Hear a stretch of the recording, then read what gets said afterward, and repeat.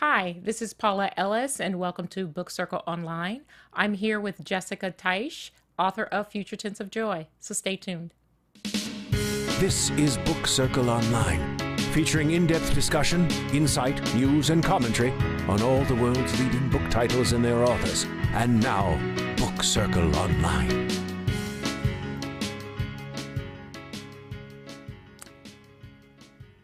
Welcome, everyone. I am so excited to be here with Jessica. This is an amazing book, and if you haven't had a chance to read it yet and you are thinking about it, or if you have read it, I know you will agree with me. I want to start with the title because the title drew me in immediately. Oh, I'm so glad. Yes. There was a lot of dispute about that title because Really? it's a little bit abstract and kind of poetic. And it comes from a wonderful poem that talks about taking the pain of the past and converting it into the future tense of joy. And I really felt the book was about that journey of taking your pain and trying to transmute it into something else. Wow. And also, the book, there are a lot of time shifts in the book. Yes. Lots of past and present colliding. Yes. And so the fact that there was a reference to time in the title felt right to me. That makes sense. As a matter of fact, that's one of the questions that I had for you was I wanted to get a good sense of the timeline because there was a lot of past and present.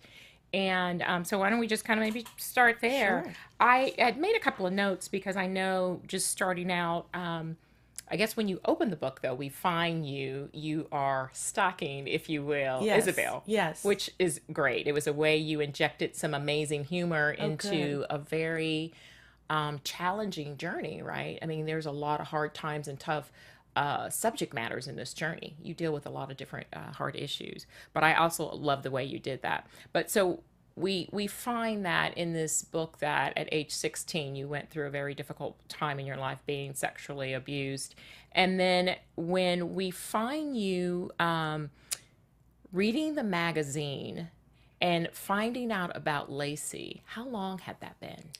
From the time I was abused, it had been probably 30 years. Wow. Yeah, and I had kind of lived, and I talk about this in the book, behind a scrim.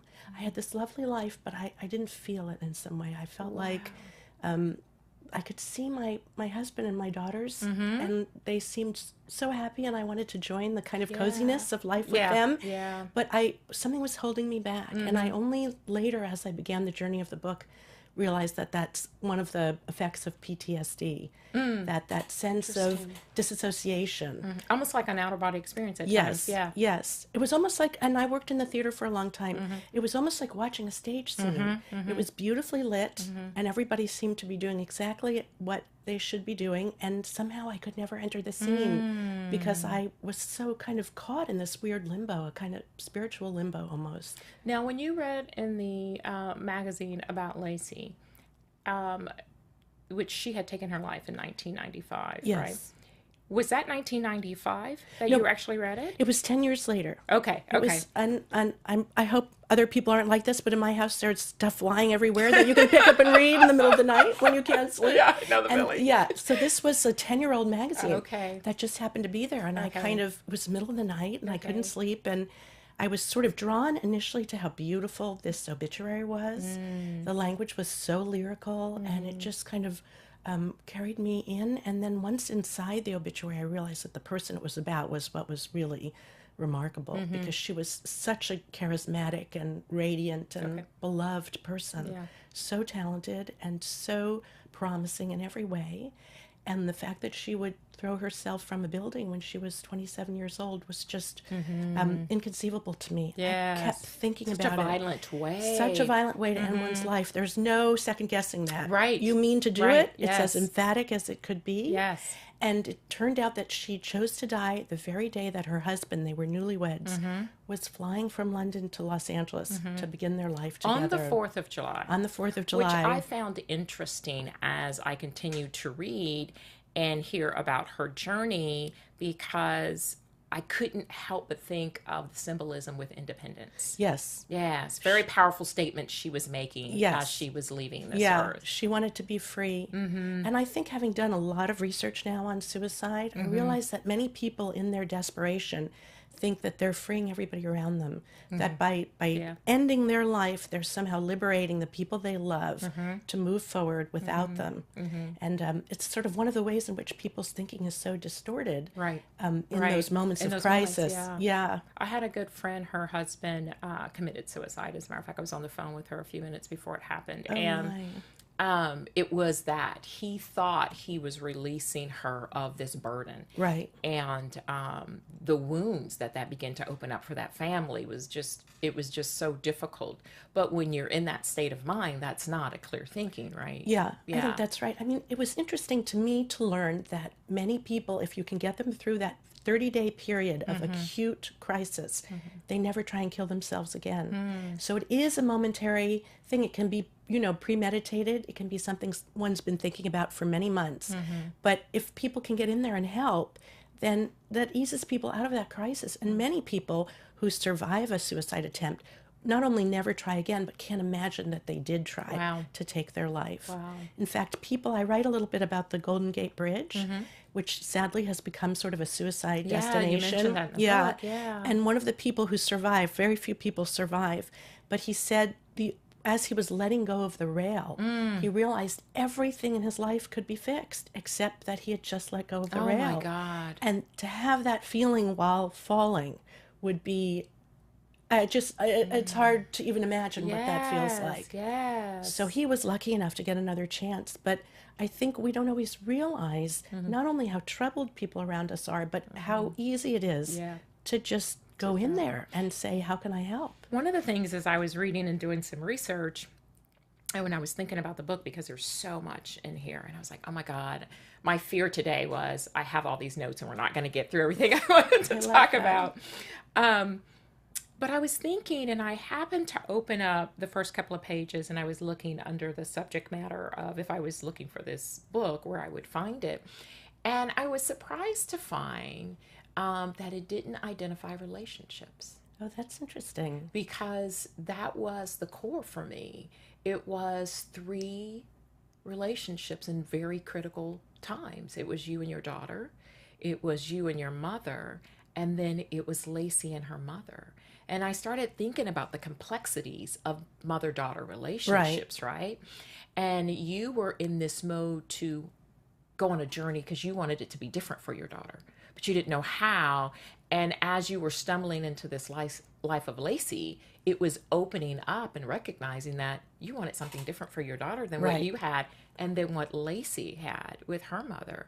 So I was just really surprised that as powerful as relationships are, that was one of the things that I didn't I think see. you're right. I think it should be. Yeah. I think it's listed under some very grim subject Yes. headings, suicide, Yeah. mental illness, but it's actually, I think there's a lot of humor in the book. There is. And, the nicest thing of all is that it has a very happy ending. It has an amazing ending. Yeah. Yes. I kind of think of it as a sort of falling back in love with my life. And I think book. that's what made me think of it as a relationship, because you have these 3 relationships and you have all these tentacles, right? We all know every relationship has a challenge. If you've been in a relationship more than 5 minutes, there's a challenge in a relationship, right? And so there's all these different tentacles off of these 3 relationships.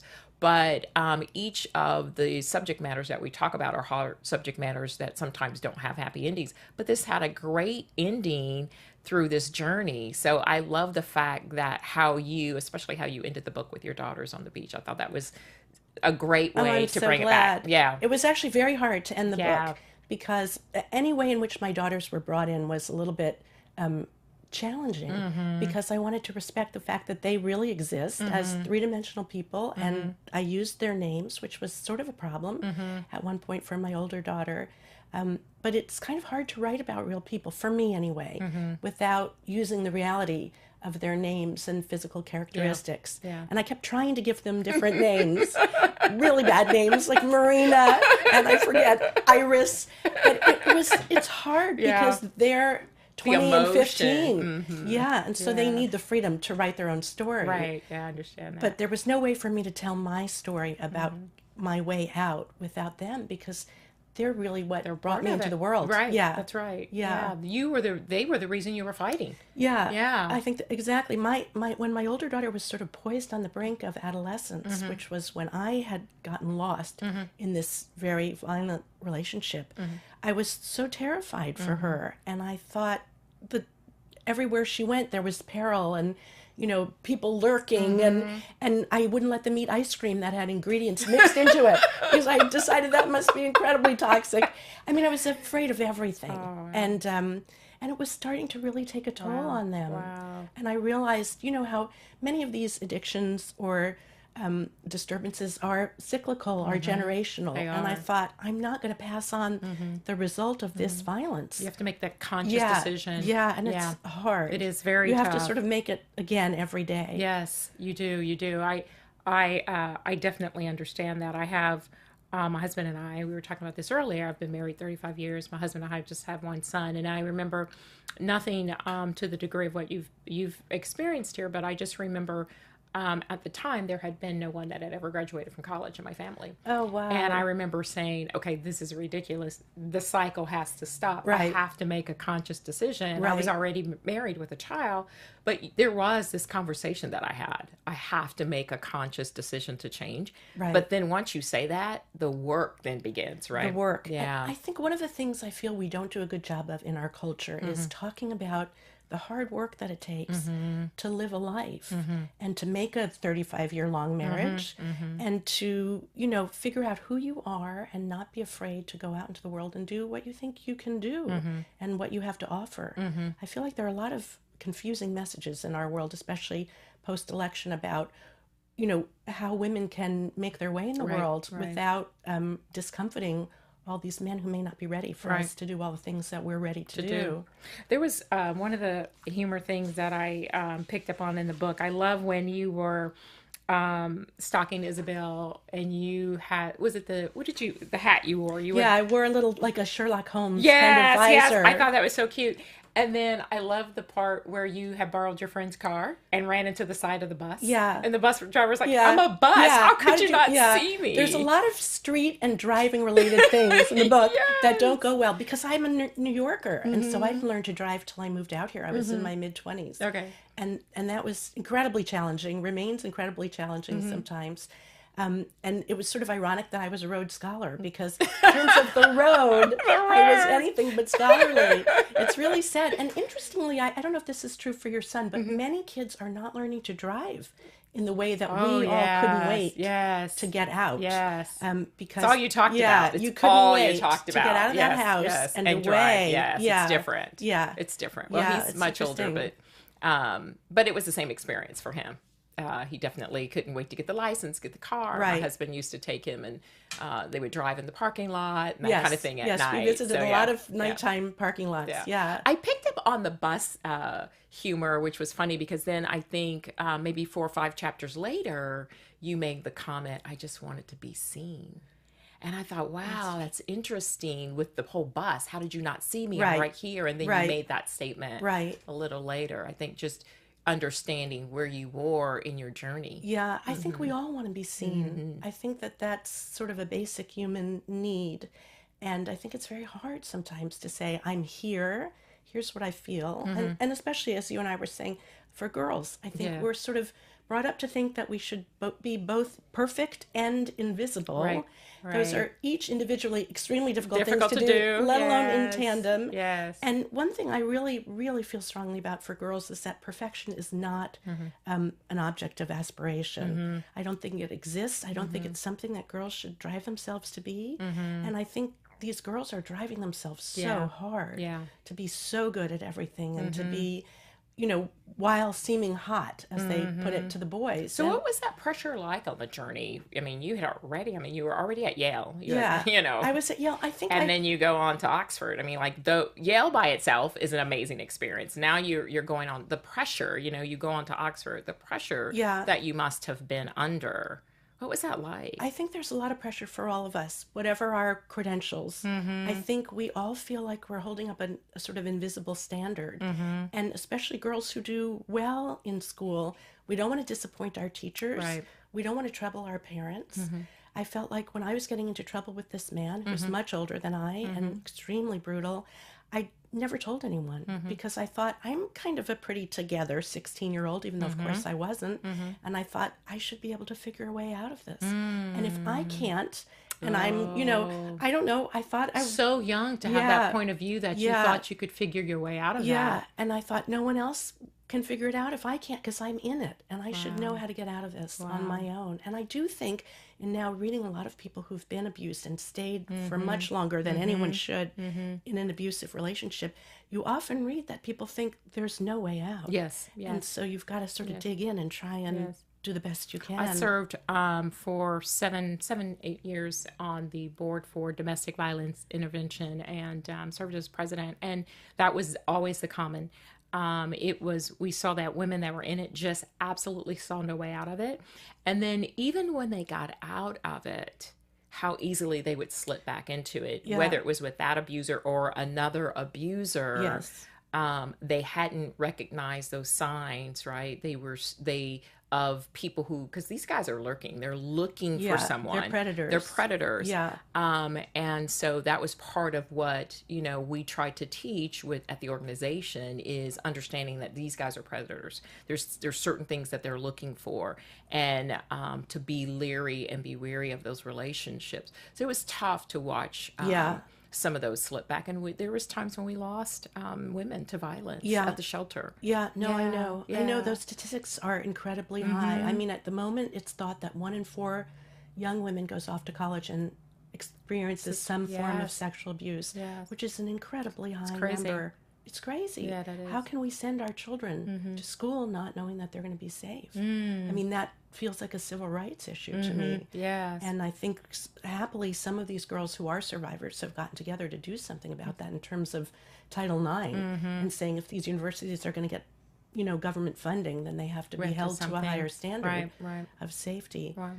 But I think in terms of being seen, a lot of people mistake the way that they're seen in a violent relationship for some real kind of recognition. And that does draw people back. It's very intoxicating to be so important to someone that he'll put his hand through a wall when you upset him. And if you don't really understand how unhealthy that is, right? Especially the women who haven't had that role model at all. That's what they've seen their mothers Right. go through, or their Right. grandmothers go through. They actually believe, right, that is what a relationship is. Because the sign of a healthy relationship hasn't necessarily been something that they've ever seen. So just helping them understand that, no, it's not okay. That's not love. That's not affection. That's Right. not being seen. Right. It's tough for them, and you're trying to give them that example.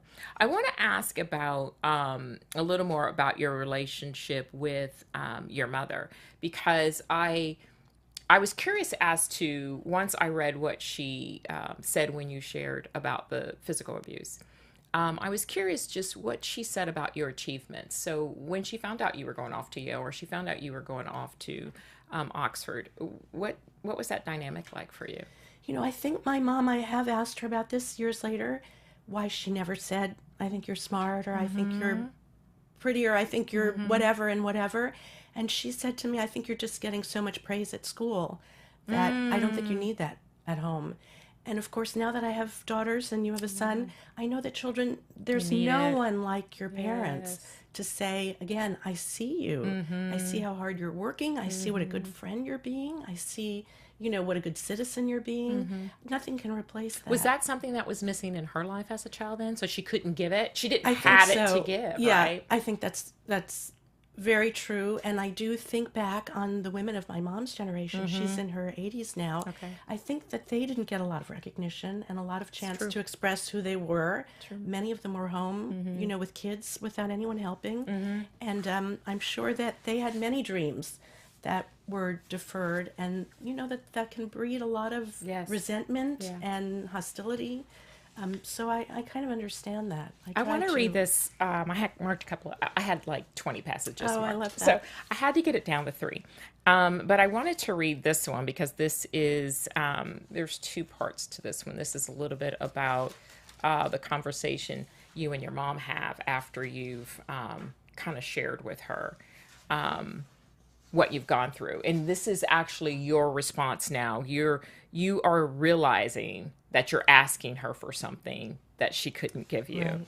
And so it says, I had to stop asking her for something she could not give me. And maybe I didn't need it anymore. It wasn't going to take away my sorrow.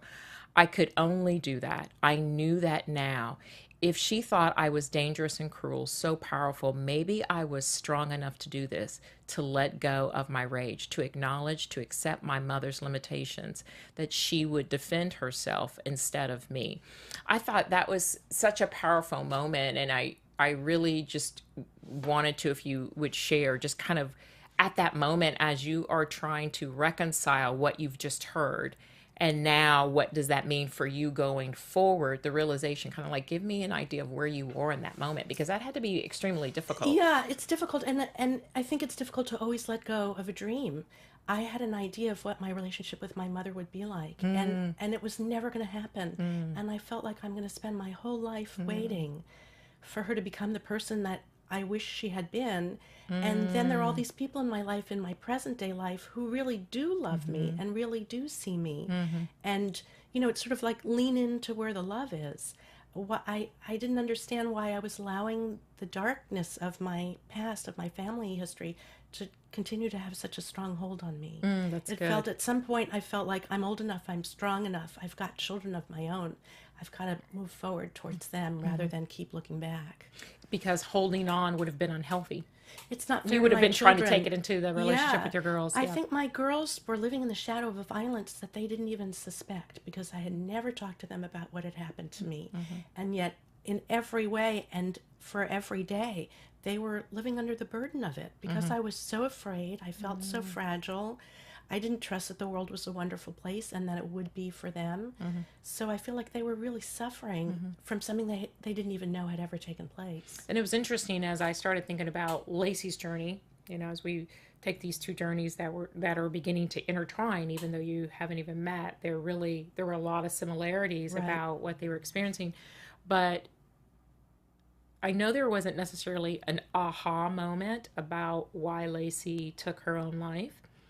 But for me, there was a little bit, in that when I read how her mother had committed suicide, it gave me such insight to how overbearing her mother must have been Right. in her life, that she decided to go to the same hotel. She tried to check in the same hotel room, Yeah. and take her, and she ultimately took her life in the same way. That Yeah. was so powerful, and it gave such insight into Lacey. I think so, and it's one of those things you could never make up if you were writing Yes. fiction, because Yes. it's too absurd and odd. Yeah. Who would think that the mother of a child would go to the very same hotel and throw herself from the very same balcony? Although it was thwarted, she couldn't get into that room, so she threw herself from the room next door. And there's something about that just, for me, defies understanding. But I think she was so desperate to be reunited with her daughter, and she had two other children who were, fully dimensional Right. and very tuned into her, but it didn't matter. She just wanted to go where Lacey And I think the was. note that she left was that I couldn't live without Lacey. Yeah. Yeah. Yeah. Which then also gives you insight into Kyle and Corinne and the struggle that, Yes. they had. Yes. I was really touched by your relationship to Kyle, because he opened up to you in a very intimate way when he shared with you about the ring. Yes. What was that like, having to have such a tough conversation and asking someone to let you come into such a personal space for them? And then he ultimately broke down and shared with you. Yeah, I think it's a bit like raising a child. You know how children have sort of an automatic shut-off valve, and they just let you go into a conversation Yeah. about something just as far as they can let you take it. I felt like when I was interviewing her survivors, I was just going to try and follow their cues. And if they wanted to take me somewhere where I needed to go in terms of being able to tell Lacey's story, I just would sort of go on the ride with them, but I tried never to push them, because it's such a private thing and such a complex thing, this grief. And I always tried to say, is there any part of this story you wouldn't want me to tell? And that's when her sister said, I don't want you to use her name. And so very early on, many years before I actually wrote the book itself, I was thinking of another name for her. And I'm not quite sure where the name Lacey came from, but over the years I realized it looks a lot like key, and that she had really been the key, Lacey, for me to opening the door out of this prison that I lived in and into the sun, into the world. Interesting. Wow. Wow. Very powerful. Very powerful. I Kyle touched my heart. Do you mind if I read this passage? Of course. Oh my God, he touched my heart when he shared about the ring. I thought in that moment, so he's sharing with you what it was like 10 years ago when he's cleaning the blood from the ring of his sister, and Right. he's now going to the airport, right, to meet Simon, her husband. Right. And he wanted to have this ring to be able to give to him. It was so important. And I have siblings. I can't even imagine what that must have been like for him to have to do that. Not only does he have to give this news to her spouse, but he was insistent on, he wanted to be able to have this ring to take with him. Right. So, and I thought it was so special to me.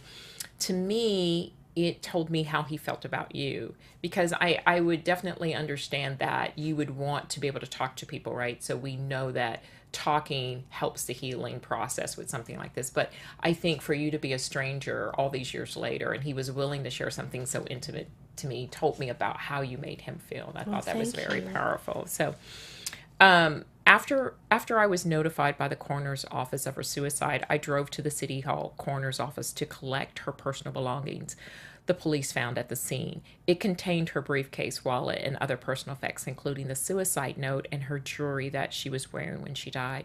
The jewelry contained her wedding ring, which she and Simon had commissioned, which meant a lot to both of them. It was a beautiful ring that was rather understated. It was a reflection upon my sister's personality. The ring and a few other items were given in a cursory cleaning up by the coroner's office. I felt it important to have that ring with me at the airport when I told Simon. When I looked at the ring and the other jewelry, I noticed that there was some dried blood on that ring that had been missed. So I washed them in my kitchen sink and apartment, and it seemed sort of surreal, almost out of a movie. I was going to ask my girlfriend to do it for me. But upon further reflection, it just seemed something a brother would take care of personally. Wow. He was such a good brother to her. Yes. And I think that's part of the pain of the people who are left behind, because they would have done anything for the person they've lost if only they'd known. If only she'd been able to say, look, I'm really troubled. Things aren't going well. I hate my job. I'm scared. I have a new husband. I don't know what it means to be in a marriage. I mean, there were so many things swirling around, I'm sure, for her as for all of us. And if she'd only been able to say, I feel so close to you tonight. They were having their last evening together, having a meal and sharing a bottle of wine. If she'd just been able to say, I'm afraid and I don't know what to do. But there was hesitation, right? Because didn't I read that when she checked herself into the hotel, she kept extending her stay? Yes. I think she was very ambivalent about it. And she had tried to kill herself differently about 10 days before. She'd driven a car off of Mulholland Drive into a ravine. And she insisted that another car had come towards her too fast and she'd swerved out of the way. But of course, when they went back to look, there were no tire tracks. She really had made that story up. And I think she found herself at the bottom of a ravine alive, as it happened in a car that her little brother had helped her buy. So he had saved her life in that moment because the airbags had activated. But I think she decided that she was going to do it, and when she would do it, she would really do it. And obviously jumping from a great height is definitive. She didn't want to fail again. And frankly, she was someone who hadn't really failed at many things. At many things, right. Yeah, so I imagine she might have been very frustrated with herself. If she was going to do this, she should do it right. So what's happening with you as you're finding out all these facts about Lacey, and then you're dealing with your own challenges of what you had been through, the abuse that you had suffered, the challenges that you were having, trying to find peace with your mom in this journey? Kind of, what's your frame of mind? Are you thinking, is it how cathartic is it for you to learn? Sometimes we see someone else's situation and we go, okay, well, maybe I can get through mine because, oh my God, right, I have another chance. What was that like for you? I found her to be sort of a strange sister to me. She was kind of a mirror image in some ways, but in other ways, she was just a kind of kindred spirit. And I knew what it was like not to be able to ask anybody for help. That's where I had lived a lot of my life. And I think as I was working on the book, if you had said to any of my close friends, does this person who lives down the street from you seem troubled? They'd think, no, she's the mom we asked to pick the kids up at the bus stop or watch them while they're swimming. I think that I hid my sadness and sense of disassociation. It was probably the thing I was best at in a way. And I think that's true of many people who suffer from PTSD. You sort of figure out a way to move through the world without letting anybody know how much you're hurting. And I think the better you are at that, the harder it is finally to say, I'm not okay. That's a good point. That's a good point, because you've realized now I have faked out so many people. Right now I've got to undo all of what I've got to go to these people and say, guess what? I'm not the mom really not that you think I am. I'm not the wife. I'm not the daughter. I'm not the sister. I'm this frightened person living inside a prison of grief. So what was it like for you to have to sit down and talk to your daughters about what you had gone through? These are beautiful young women that are growing up, and now you've got to expose them to the challenge of what it's like to be out in that world and when people take advantage of them. What was that like for you? For my older daughter, who's a lot like me, she's kind of introspective. I know her well enough to know that if I leave something for her to read where she thinks I don't know, she'll find it. She will pick it up and read it. And so I did that. You know how moms have their clever tricks? Now, of course, I've given that away. But she never wanted to read the book. And then the night before it was going to the printer for the final pages to be proofed, I left it. And she read it, and she came to me and she said, I don't want you to use my name. And I was up all night trying to figure out another name that would scan with the same letters so that the publisher could replace it everywhere in the book. Up all night. She, of course, had a very good sleep, having told me this. And she woke up the next morning and she said, I think it's okay. But it was very challenging, I think, for both girls differently, to be part of a story that they didn't know they were in the midst of, was kind of eye-opening to them. My younger daughter, who's 15, hasn't read it. I don't think she will do that anytime soon. Interesting. Yeah. I think, they each have a different way of reacting, but they both want to teach. And so I think the idea that maybe the book would help someone has, I think, freed each of them to say, okay, I can have this book in my life. Because it sort of became a third child in a way. I worked on it for probably close to 17 years. Wow. Yeah, which is a very long time. So how long was that journey, that span from when you found the article, the obituary on Lacey, to you actually hired a private investigator to help? So, what was that journry like? Well, it's a bit compressed in the book, but it took me a long time to get to a place where I thought it was okay to go in search of her, because I was very aware of boundaries, having had them violated in my life, and I didn't want to do the wrong thing by pressing too hard or, sort of asking questions. I mean, I'm not an investigative reporter.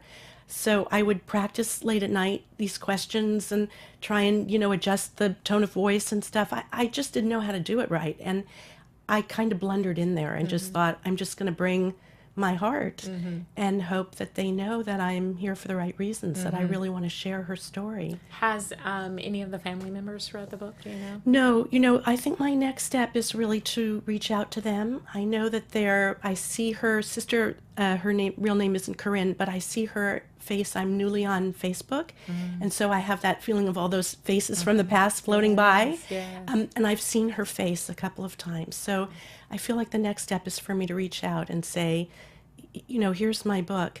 But what strengthens me in terms of thinking that it's a good thing for them, I sure hope it is that her friend, who was the first person I spoke to, I said, do you ever think about her? And he said, I think about her every day because I think we need to keep these things alive.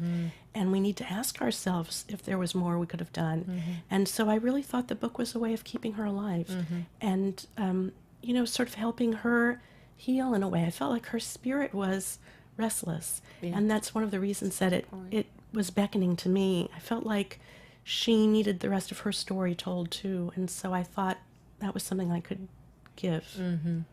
I think it's a beautiful story in that she helped save you, and not knowing that, she could do that Yeah. with such a final, fatal last decision, Yeah. right? That her love still stayed here on this earth in I some think way or that's form, right. and it found you, and it helped you realize how amazing life was in front of you, that you wanted to participate in it all along, and you were seeing it from a distance, which it was interesting to me that I read you were a literary manager and you reviewed stage plays, Yeah. right? So Yeah. I thought just kind of all of these things were interesting as I was reading this, but she brought you back into that world of which you found it tough to enter. Yeah. She brought me into the world. And I feel like I wish that I could have saved her in the way that she saved me, because I feel like I now see how easy it is, also difficult, but easy to just reach out to someone and say, I'm here. And as I've been going around the country doing book events and stuff, a woman who lived next door to me when we were at Oxford came up at the end of a book event and she said, I always thought you were trembling on the other side of the wall. And I thought that was a really beautiful and moving idea, because I think there are many people in our lives who are trembling on the other side of the wall. And we may feel it, they may know we feel it, but to take that step forward and really reach out to someone, it's hard. It's very awkward. It can feel like you're blundering, but Yes. it's absolutely crucial. Yes. Wow. Wow. I wanted to talk about Michael, because you talk about, because relationships, right? This book is still Right. lots of relationships, and you let us into some very intimate things with your husband. And I love the fact of, even as you guys were having your challenges, how supportive he was through this journey. He just comes in and gives you the card and says, Yeah. here's the number 4 private investigator. I know. I was like, I that's know. awesome. That's great. It's funny. In one of the early reviews, they described him as my astonishingly patient husband, and I think whenever I look at him, he practically wears that as a banner. But I think he understood that I needed to do this in order to heal myself, and that it was going to liberate our daughters too. And I kind of think that in our culture, we don't have a lot of information about how to choose someone to love and what Yes. that means, who's the right person. And I feel like if you're really lucky, you find someone who kind of helps you unlock whatever the knot is from childhood that's keeping you. And when you said in the book you wanted to be seen, he was seeing you all Yeah, along. yeah, for better and for worse, the way people who love us do. Right. And I think that's one of the remarkable things about love, is someone who will see you and love you still. And I didn't feel that, I think, as a kid growing up. I felt like I was constantly being evaluated. And for me, the best thing about a long marriage is you kind of at some point relax and say, this is who I am. Yes. This is what I look like in my pajamas. Yes. And how lucky are we to have each other? It's so freeing. Yeah, it's so great. It's so free, It's right? the best It thing is. there is. It is. I There's a think. point you get in your marriage, you're just Yeah. like, this Yeah, is what I yeah, here I am. Yeah. No, I and wake it's- up in the morning, this is how I look. Yeah, I think it's so great for kids Yeah. too to see that kind of level of acceptance, because they're so hard on themselves as they're growing up. And this society doesn't help at yeah, all. at all. Yeah. At all, especially girls. I Yes. think girls are under tremendous pressure Yes, they are. to do everything and to be perfect and to need nothing, to ask for very little. To ask for, that's so key, to ask for very little. Yeah. And to look, airbrushed Yes. all day, every day, Yes. when that is not reality, and the Yeah. pressure is overwhelming for young women. I think that's right. Yeah, yeah. So I wanted to ask about Michael's cancer. See, he's cancer free. He's cancer free. Awesome. Yes. Thank you for Awesome. asking. Awesome. That is great. I love, how long, I'm going to ask this question. How long was it when you, or how long had you been married when you found the questionnaire of where the rabbi had asked Yes. oh my God, that I have that passage. I have to read that one. I love that. Beautiful. It's beautiful. I'm so beautiful, glad. beautiful. That I found it much, much later, and I realized these are questions that the rabbi asked us on the eve of our marriage, and I had never known that he'd done that, let alone that Michael had written these answers. And, to be reminded of this person that you've chosen, with whom you've struggled, be reminded of what a beautiful person he is, was just, for me, kind of life-altering. This was such insight. Like when you're reading books, I love that you shared pictures of your family as well. good. I thought that was Okay. great. But I love when I'm reading something and I can visually see him writing those answers, because I just thought this was the best thing. So it says, the question is, why are you marrying this person? I do not believe there are reasons for marrying. I thought that was so funny. It's very lawyer-like, Yes, too. it It's very okay. Michael. Let me give you this Yeah, first. yeah. Yes, yes. So I'm going to just go in. It says, because I love Jessica, early in our relationship, I had what it took to be an insight. The feelings I had for Jessica led me to it. I wrote it down one morning sitting in my office. It suddenly occurred to me that I finally understood why people married. It is because the feeling of love is so unbordered and yet so dense that it is impossible to express it in any other act. I read that and I went, oh, wow. Yeah. That is so beautiful. And then he says, any words, any gifts, any other acts would be inadequate approximation of feelings. I realized my feelings for Jessica could only find their expression through being lived out over a lifetime. Each of our moments together, from the mundane to the life defining, would be the articulation of my love for her. Each would have as its source, as its meaning, my feelings for Jessica. Each child, each fight, each goodnight kiss, trips to the dry cleaners, growing old and dying. Nor do I believe that the feelings are used to set up, depleted through their giving life to each of these moments. My love for Jessica has only grown larger as we have grown closer. I thought that was It's as beautiful as anything could be. Mm-hmm. I think he's sort of secretly the writer in the family. I think he may think that too.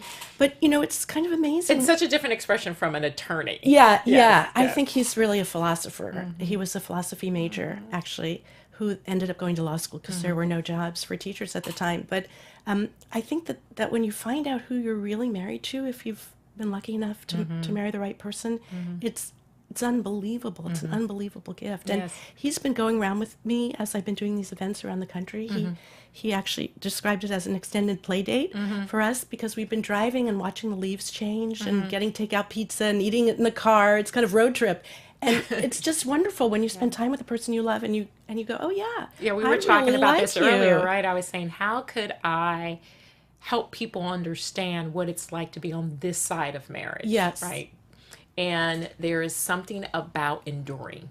I can't explain it. I know when you're in it. I know when you're in it 5 years and 7 years, you can't imagine, Yes. And I think there's this shift in us, right? I know for me, I got married so young, but there were times when you're growing apart and you see it.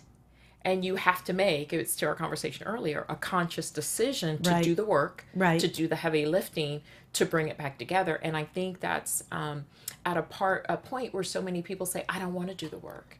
I don't want to do the heavy lifting. But if you could get them to see what it's like to be on this side of Yeah. marriage, it's not perfect. But there is something, I can't imagine my life any other way. We finish one another's sentences. It's the person that I want to talk to when anything happens to Right. me. I want to pick up the phone. I want Right. to track him down wherever Yeah, he's at. no, I understand that. And I love that experience. And I think that's what being one with someone really is. Yeah, and Rilke, the poet Rilke, talks about the fact that we have this idea that you're supposed to merge with that other person and become one person. And he talks about that we're just solitudes who border and greet each other, which I think is a beautiful idea that you can just get as close as you can get. yes. And then you're always going to be separate. You're always going to be alone. I mean, that's the terrifying is. existential truth It of is. life. It is. But I think that idea of doing the work is true for our relationships with pretty much anybody. yeah, that's a With good our kids, with our colleagues. You have to be willing to get in there and say, I don't think this is going well, and I don't think you understand me, and I don't think I get where you're coming from. And I think some people go on sort of remote control. They don't, or autopilot, I guess it is. They're not willing to sort of stop and do that awkward thing of saying, is this not going well for you because it doesn't feel good to me? We have to own it, right? To do the work, you have to be willing to own your part. Right. And to own your part means you've got to take a hard look in the mirror and say, what is it about me that I have to change so that we can do the hard work. And the other Right. person has to be willing as Right. well, because if the other person isn't willing, it's not going to work. But you both have to kind of have that aha moment at the same time, but at different times. Right. And you have to keep having it them. through a long Yes, marriage.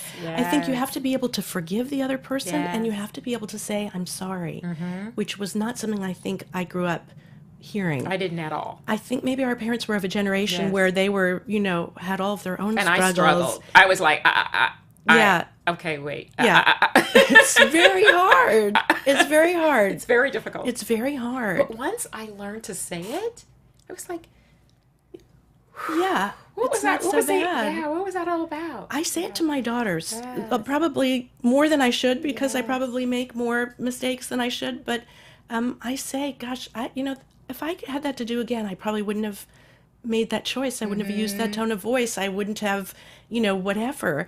And my daughters, I think, feel the freedom to come up to me and say, there was once a girl who was really bullying my older daughter. And I saw her on the campus, and I said, I'm going to go up to her and tell her, you can't do that. And my daughter was like, Mom, don't. And I said, it takes a village to raise a child. And she said, you're not part of her village. And I was like, okay, that's a boundary that I can't cross. And luckily, my 11-year-old is wise enough to see it. So I feel like, they're here to teach us, as Yes. we all are. Yes. And Lacey was too. I feel like everywhere in life are these ways or images or expressions or people, strangers passing, who have something to teach you if you're willing to open Be yourself open up. to it. Yeah, I agree with that. I think it's a growth, right? I think when you want to grow on your journey, you're trying to figure out who you are, and I believe walking in your purpose, you do begin to open yourself up, where you start to see, okay, oh, that was a life lesson, Right. right? And you start to see failures not as failures, but as just lessons. It didn't work, and it's like, oh wait, I'm still here. It's Yeah. actually okay that Yeah. it didn't work, Yeah. and the fact that I'm here means I've got this great opportunity to try something new, instead of holding on to something, which we tend to do, especially in relationships when we've offended one another. We tend Right. to hold it so close, and we don't really understand the value of loss and not being able to get that moment back until it's too late. That's interesting. And go ahead. Oh, I was just going to say, because I studied Shakespeare at Oxford, and his late plays, everybody hates them, but one of the things I loved about them was there is a real sense of loss. And when people die, they don't reappear in Act 5. You know what I mean? You don't see them sort of joining in hands and dancing at the end of someone's marriage. Things really are lost. And I think that that's part of actually growing up, is understanding that some things do go away. You can't undo them, you can't redo them, but you've got to take the lessons of them and carry them forward. I think in our culture, we think, you something bad happens to you and you sort of leave it behind you and move as quickly away from it as you can. And I feel through writing this book that I discovered that you've got to integrate those things into who you are. Because if you wait to leave them behind, you'll just be waiting. You have to own them, because there is a lesson in it for you. It wasn't just, I don't believe things just happen. I believe that there's a purpose. And when you're dealing with something, whether it's good or bad, there's a lesson in it. We leave good things behind too, right? Right. Because that's That's life. We're true. moving forward. Yes. We leave good things behind. Yes. And we're always willing to look at those. Yeah. Re-examine those Yeah. over and over. But we have to be willing to have that growth and maturity and get to that next level in life and relationships that we want. We have to be willing to do the same thing in those difficult moments. And that's when you find yourself on this side of marriage. Right. If you keep doing it, Right. you will find yourself on this side of marriage. If you don't, then you find yourself in a different place. Right. Yeah. Awesome. I love this book. I will tell you, this was You're a great, such a great, great book. reader. I think you have to come on the rest of my book tour with me. I hope you will Tell, have to talk to your I won't husband. even show you, like, I'm a I love highlighter, that. note writer. It's I've a got very wow in the great feeling. margins. I Thank you, Paula. get so I into love that. reading. So, I wanted to talk a little bit. I wanted to ask you this question. You directed at AFI, right? Yes. So, any thought on this being a feature? I'd love to see it as a movie. Did you? Yeah. Would you direct it? I don't know that I'm that person. Although I loved directing, I loved being responsible for all those people, and trying to figure things out. But I think it's a challenging story to make into a film, because it is the story of actually of three different women, me, Lacey, and in a way my daughter coming into womanhood, Right. and sort of staking her claim to her own life. It's it's three-dimensional, it's three generations, it's got so much, but it's such great stuff there. Well, I love that. And one of my goals in writing it was to try and make it cinematic, so that there are sort of these fade in and fade out to scenes and stuff, that there's a kind of blurring of boundaries in terms of when time, what's past, what's present. Because I wanted it to feel very fluid and very liquid, the way time does, really. I felt like I wanted it to feel like water, almost, because I think memory is like water. It is. Yeah. That's a good point. That's a good point. Yeah. So how old is Isabel now? She's almost 21. Okay. And Charlotte? And Charlotte's 15. Okay. Wow. This is Here they amazing. are. Yeah. Yeah. And you shared some of the pictures that she shared in the book was amazing of, them as babies, and your wedding picture that you shared with us, and pictures with your mom when she came out to Oxford. Yeah. What's your relationship like now with your mom? I kind of think it's a work in progress. My mom is still alive. I think the book's been hard for her. But I don't think that's the end of the story. It's sort of like what we were saying a moment ago. I think there's hard work for each of us to do there, but I hope we'll do it. And, I felt like it was important for me to tell the truth. And that required talking about my family and my parents' marriage and my brothers. And there was no other way to tell the whole truth of what happened except by giving those stories too. Yeah, yeah. I remember when I was pregnant, I did not want to have a girl. I was like, this is too hard, because I grew up with I didn't have the best relationship growing up with my mother, and I was like, okay, if I'm going to have a child, it has to be a boy. There's just no option. And everyone was like, how are you in control of that, Paula? Yeah. Like, no, I'm not. I'm having a boy. I don't care what anyone says. I'm having a boy. And so when my son was born, the doctor said, "Oh, Miss Ellis, it's a boy." And I said, "I know." He goes, "What?" Of course. He's like, "How do you know?" No, I go, I "I love wouldn't that. have had anything else." A girl is too hard. It's hard. Because there is just so many complex things with a mother-daughter relationship that I don't necessarily see with my husband and our son. Yeah. Or mother and son, people say. There's Yes. just a lot of love coming it's a in each lot direction. easier. Yeah. It's a lot easier. And there's this journey, I think also too, it's the times our mothers are probably same age. My mom's 80. Yeah. And or will be 80 here in the next couple of days. And there's just this place in time. There's things you don't talk about. There's Right. like, I hope she never sees this because just this little bit I said, there's just things that you don't say or Right. talk about. And I find that it is difficult for her to express that feeling of love, and almost to the point of sharing something like this would be a betrayal to her, right? Right. Yeah. No, and strangely, I'm a very private person. So the idea that I put this out there is kind of odd to me. And I've gone to book events and people have sort of said things that they knew only from the book, even though they're strangers. And I'll never know as much about them. But again, I felt like I needed to talk about everything, therapy, meds, whatever, because I wanted whoever read the book who was also struggling to know, okay, so these are the parts of the puzzle that come together. I just felt like if I only tell part of the truth, it really has no value to anyone, and also probably not to me either. The liberation is in telling the whole truth and surviving it. You would have struggled if you could have only done part of it. Right. It would have hindered what you were trying to do, which the whole thing was trying to move forward. And Yeah. if there's this one piece that is trying to hold you back, then how would you have been able to heal from that? Yeah, and I also think that telling the whole truth is actually not terrifying at all. I feel so much better about my life. I feel freer. I feel lighter. Lighter, I was going to say lighter. It's the burden of those secrets was just weighing me down so terribly. And it's kind of wonderful to know that you can tell the truth about where you've come from. I like this poem that you share from Nelson Mandela. Forgiveness liberates the soul. It removes fear. That's why it's such a powerful weapon.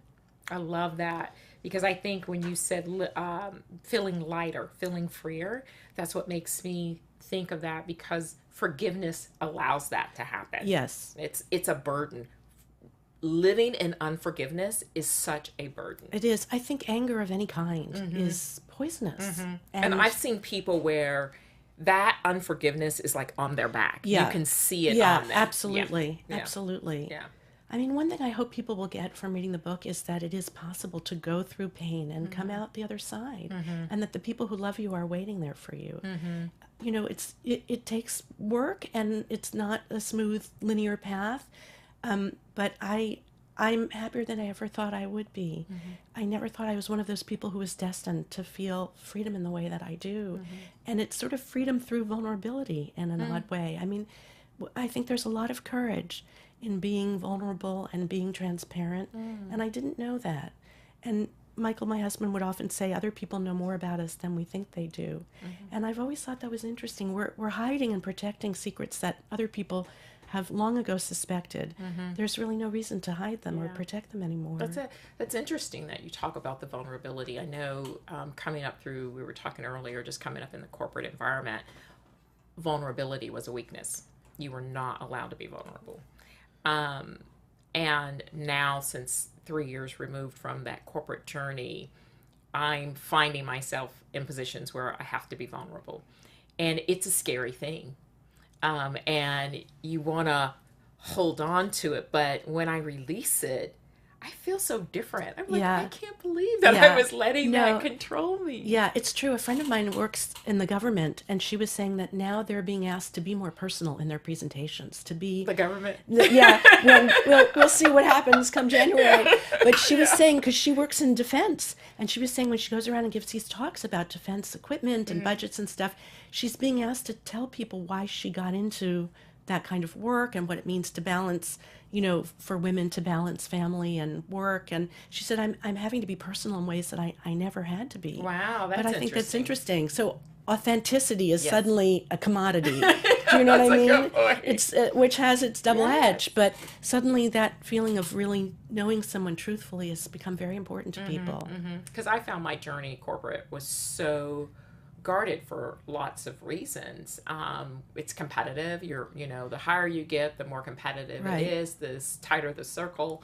And so you do find yourself from a vulnerable standpoint. You always have to be on your P's and Q's, every I dotted, every T crossed, And so now being in this creative space, I made the joke, I wrote and directed my first short last year, and I wouldn't let I didn't even want the editor in the room. If I could have figured out a way to get the editor out of the room. Vulnerability. It was mine. I wrote it, right? It was everything about me. I couldn't hide behind, I had a career where I could hide behind numbers. Either numbers work or they don't, right? So I didn't make the decision. The numbers don't work. But now, all of a sudden, it was me being vulnerable, letting people see a side of me, a creative side of me. And I would joke and I would say, I feel like I was walking around naked and everyone could see my cellulite. Like that's how the experience I totally understand. felt. And they say that first films are very autobiographical. I don't know if that's true of yours, but I have always thought that was interesting. I just heard someone say that, maybe 3 days ago. And as I sat back and I went, wow, there is a lot of me in this. And I wrote it about addiction, of which I've never experienced addiction. My husband's never experienced addiction, but it was about a couple with an only child on a journey, and they both had addiction. So I was sitting there the other day going, what was the addiction? What was it like? Because there's so much of that journey was us. And I had never thought of that until just the other day. Someone said that to me. I think there's an argument that all art is autobiography in a way. Probably. And that we take the things we know best and try to transform them, but in the end, they sort of belong to us in some version or another. For better or worse, maybe. So tell me, what does future tense of joy look like for you today? Kind of being here and talking to you and laughing and feeling safe and going home and having a brownie and hugging my daughters and reminding my husband of this moment that you read about that was so beautiful, the discovery of those vows. I really feel this present tense moment for me is unbelievably joyful. And I'm almost kind of self-conscious about saying that because I do think we grow up thinking that if you're cynical, you must be smarter. You know what I mean? To be pessimistic is to be realistic, I guess. And now I don't feel that anymore. I feel like there's just a lot of loveliness in the world, even in challenging times like this week. I feel like we're going to be okay. Yeah, yeah, you have to believe that, right? Yeah. Yeah. If you don't, then the heaviness, right? That's going back to the heaviness of not believing that you can overcome something if you Right. just tend to be drawn to the negative of it. Yeah. I once was in a bookstore with my older daughter, and there was a bookmark that said, "You're bigger than anything that can happen to you." And I really believe that's true. And I believe that's true for our country, too. That all the things that we value are still there, and we just have to nurture them. Yeah. Yeah. They're definitely lost, and we are going through Yeah. a tough time and challenge right now. So where can viewers find you? Where can they find the book? The book is in all of your wonderful independent bookstores. It's on Amazon. You can get it through Barnes & Noble online. And I have a website where my future events are posted, which is www.byjessicateich.com. So please join me there. And I'm hoping that that's going to expand, Paula, and become a real kind of salon-like setting where people can come and talk about their own experiences wow. and work on projects. It's not just going to be about the book. The book was really the starting point for that. Okay, that's great. That's great. And do you have social media, Twitter? Or? I do. I'm at Jessica Teich something. I'm forgive me, my daughters are going to cry. I sometimes bother my little daughter by saying I'm going on the line because it just drives her nuts. On the line. I love that. I've never heard that before. She's going to wince when she hears me say that. But I should know my Twitter account better than I do. I'm so sorry. That's okay. But this is a moment when I really have to get up to speed because I think it's really important. So I will. Yeah. So much on social media, right? Yeah. You start with Twitter, and then next thing you know, you're on Instagram, and then you're on Facebook, and then they say, "Well, do you Snapchat?" And then, it just never stops. Just never stops. I just recently learned that a text and an email were not the same thing, and I'm thinking I must be 200 years old. So forgive me, listeners, but I am going to get up to speed. I promise. Great. Awesome. That is awesome. Well, thank you so much. What a for great doing this interview. pleasure. I loved the book. I thought it was very powerful. It was very eye-opening. I loved the way these relationships became interwoven, and the strength of you pushing forward and finding out not only for yourself but also being willing to push forward for Lacey. I think that speaks volumes about who you are as a person. I'm so great. You're a wonderful reader. I'm so glad we didn't lose you to the corporate world. I don't deserve you. And happy birthday to your mom. What's your mom's name? Oh, okay. I'm going to give her a fake name. Okay. Mom. We'll give her Mom. This was wonderful. Thank you so much. Thank you. Well, we'll be back next week with another great book. This is Paula Bryant Ellis for Book Circle Online. You can reach me on Instagram and Twitter, P. Bryant Ellis. Thank you. Have a great day. From managing editor Jason Squamata, executive producers Maria Menounos, Phil Svitek, and Kevin Undergaro, we would like to thank you for tuning in to Book Circle Online. For more discussion, go to bookcircleonline.com. And if you have comments, questions, or book title suggestions, write us at info@bookcircleonline.com. I'm Sir Richard Wentworth, and this is Book Circle Online. BCO, join the circle.